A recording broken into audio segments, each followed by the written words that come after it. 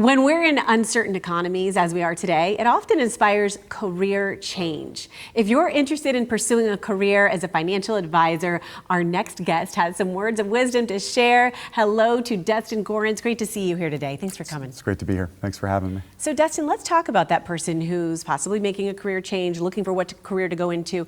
A lot of people want things laid out, clear, easy path. That's not always the case. What kind of advice would you give to someone who was looking to follow your career path?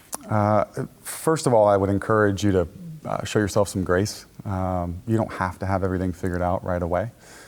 I know plenty of 50 and 60-year-olds that don't quite have this whole thing figured out. So I think start there and get clear on vision and what it is that you're working towards. Right? Life and career are not linear. And I think that's what makes your journey unique and special. That's great. I can relate to that. My journey has been much of the same. So Dustin, let's talk about leadership. And I know that's a priority for Northwestern. What kinds of things would we see here even locally in terms of developing leaders? Well, first and foremost, I'd start with two things here. Number one, in order to be a great leader, you got to be a great follower. And sometimes that's challenging.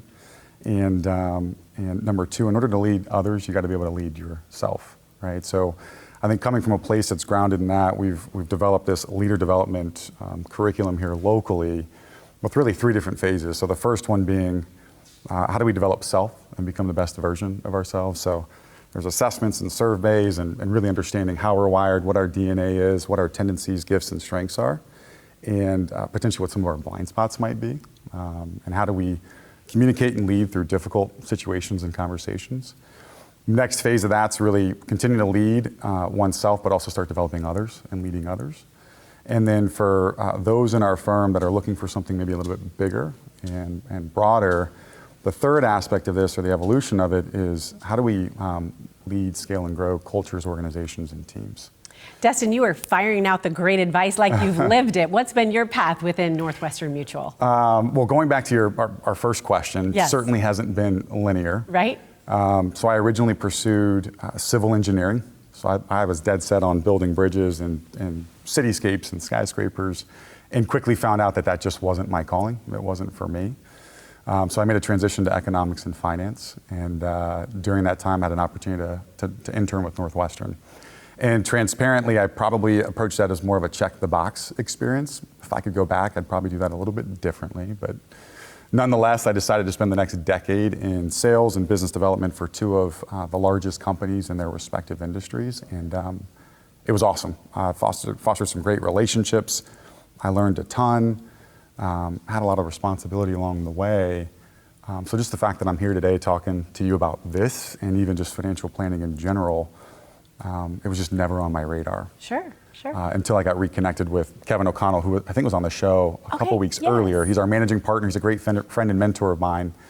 We got reconnected, and he challenged me to slow down and step back. Mm-hmm. And we started talking about life 5, 10, 15 years down the road. And it's like, Dustin, what do you really want? Right. And the real question is where you're at today and what you want, do those two intersect at some point in time? Wow. Okay. And as I started to answer those questions, it became clear that what wasn't on my radar was the inevitable decision for me. Right. So, right. Not linear at all. Not linear at all. No. Like I say, I respect that. I've lived it myself. And for that young professional who's watching right now saying, hey, I like what Dustin's talking about. I'm ambitious. I want a leadership position. What kinds of positions are available? There's a ton of opportunity and I would say a lot of freedom within a framework. Again, I want to make sure that we're grounded in our belief that you got to be values aligned, and leadership is defined by results. But from there, I mean, we have people in our firm and organization that are solely focused on building a personal practice and leading and serving clients and building out the infrastructure around them to go do that. We have others that use their gifts and their talents to attract and develop new and upcoming advisors and team members. And we have a lot of people that do a combination of the two. Right. And so it's really unique and interesting. You kind of get to build what you want. I'm getting the 30 seconds left in the segment, but I do want to just switch gears for a moment. Sure. And any advice to help grow your portfolio, what you talk to your customers about? I think first and foremost, it's just about engaging in that dialogue. I think there was a recent study done. 8 out of 10 people that are working with an advisor feel really confident in their ability to retire and stay retired versus the 4 out of 10 that aren't working with an Sure. advisor. So engage in the conversation, get clear on what it is that you're working towards, and hire a thought partner and leader in that space. That's good advice Absolutely, too. yes. You know what you're talking about, Dustin. Thank you so much. And we're going to share information with our viewers right now. Of course, we didn't even get into the work-life balance, but I know you offer that as well. So that's a big plus. And if you're interested in a career change, there you go. There's the website to go to find out more information, tampa.nm.com. Thank you so much for your time. Of course, thanks for having me.